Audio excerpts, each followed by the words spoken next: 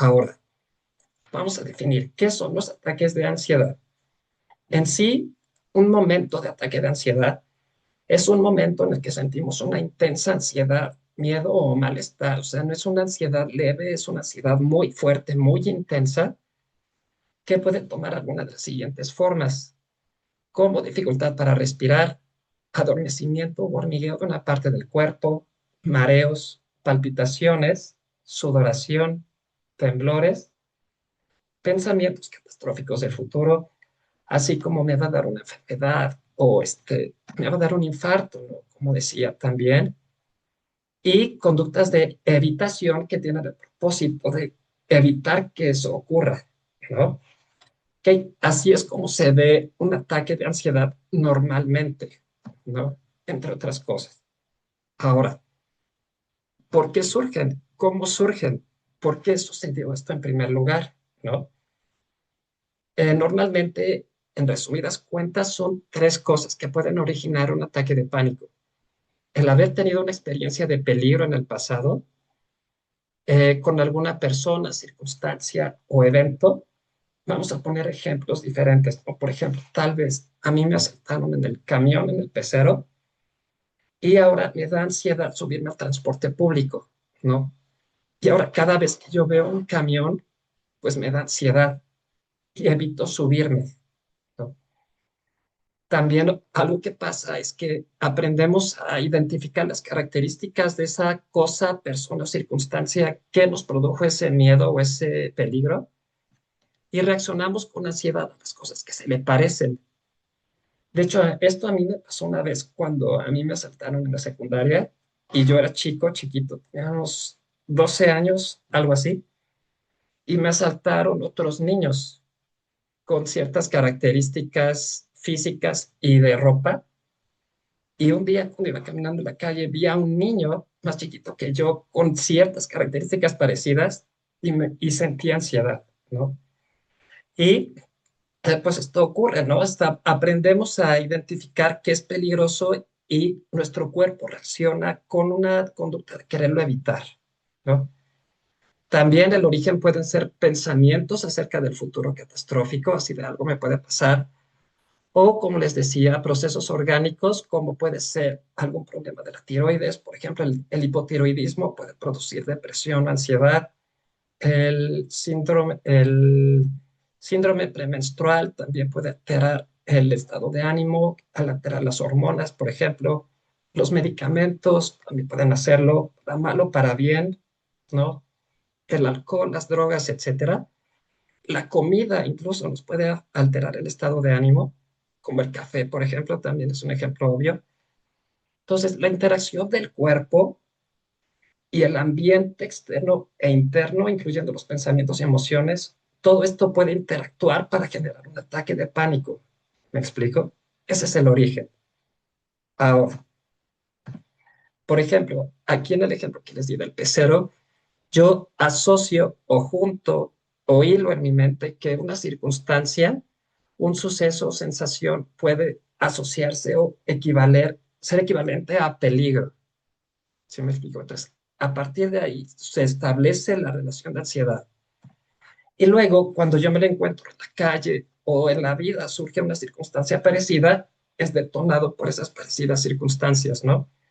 Ahora, me gustaría mencionar aquí, hacer una mención especial del miedo al miedo, ¿no? Por ejemplo, si yo tuve una experiencia, digamos, también con un perro, ¿no? Y ahora le tengo miedo a los perros, a veces yo quiero evitar ver a un perro para evitar que me dé ansiedad. O sea, ahora ya no es el perro el que me da ansiedad nada más, sino que le tengo ansiedad a la ansiedad, ¿no? O sea, tengo miedo de que me den palpitaciones rápidas del corazón, tengo miedo a que sude, tengo miedo a los temblores, ¿no? Y ahora ya no solo le tengo miedo a algo de afuera, sino a mis propias sensaciones y pensamientos. ¿Sí me explico? Y ya que eso surge, el querer evitar mis propias sensaciones puede crear un estado de conflicto o de guerra interna conmigo mismo, con mis propias sensaciones, ¿no? Muy bien, entonces ya que tenemos claro qué es un ataque de pánico y cómo surge y por qué, Esto a grandes rasgos vamos a explicar cómo se mantiene, ¿vale? Si en algún momento les surge una pregunta, pueden irla anotando y ahorita va a haber un momento de preguntas y respuestas, ¿vale? Muy bien. Entonces, ¿por qué se mantienen los ataques de ansiedad? Por ejemplo, vamos a poner el ejemplo de que alguna persona le tiene miedo a los lugares abiertos con mucha gente, ¿no? Eso se llama agorafobia. Entonces, digamos que surge un estímulo como lugares abiertos y digamos que, por ejemplo, ya sea que surja o que nos inviten a un lugar así, hagan de cuenta que tienen una pareja, un pretendiente, y les dice, yo te invito a Plaza Universidad, ¿no? Por ejemplo, a una plaza abierta, y ustedes saben que esos lugares les detonan ansiedad, ¿no? Y ustedes dicen, pues no, no puedo, tengo trabajo, ¿no? Y evitan, es decir, de aquí del estímulo toman la conducta de evitación, es decir, evitan entrar en contacto con ese estímulo, con ese lugar abierto, y eso les produce una sensación de alivio a corto plazo, ¿no? Dicen, ay, qué bueno que ya no fui porque pues siento alivio de ya no experimentar ese miedo, esa ansiedad, ¿no? Pero esa sensación de alivio, esa sensación agradable, va a ser más probable que la siguiente vez que las inviten a una cita a un lugar abierto digan que no, porque se siente agradable evitar ir, ¿no? Y entonces la próxima vez que las inviten, ya sea a sus amigos o que por trabajo tengan que ir a algún lugar, van a decir es que no, no puedo porque tengo ansiedad o por cualquier otra razón. Solo dicen que no puedo y ya no van, ¿no? Y eso les produce otra vez alivio y eso vuelve a hacer que sea más probable que eviten ir a ese lugar y entonces entramos en un círculo vicioso, ¿no? Aquí marcado por las líneas rojas, por las flechas rojas, este círculo vicioso va haciendo que cada vez más fácil que yo deje de hacer cosas y deje de enfrentar esos miedos y va restringiendo mis actividades y va haciendo que a largo plazo yo sea más vulnerable a sentir ansiedad en esas circunstancias. ¿Por qué? Porque entre más evito lo que me asusta, cada vez me voy desacostumbrando más a eso, a ese estímulo, a ese lugar. Y si en algún momento tengo que volver a ir, voy a estar más desacostumbrado, más desacostumbrada y me va a dar más ansiedad volverlo a contactar. Entonces, entre más evito las cosas que me asustan, más miedo me va a dar. ¿Sí me explico?